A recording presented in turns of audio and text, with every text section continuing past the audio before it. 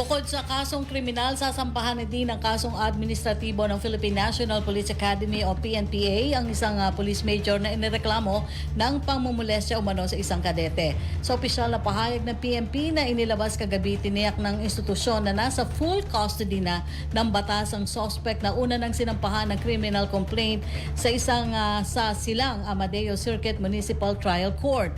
Ayon sa PNPA, isolated ang insidente at nangako ang pamunuan na hihigpitan nila ang review sa mga staff na ma-assign sa kanila. Sa ngayon ay tinutulungan na umano ang lalaking kadeteng biktima sa pamamagitan ng pagsalang sa mga psychological debriefing.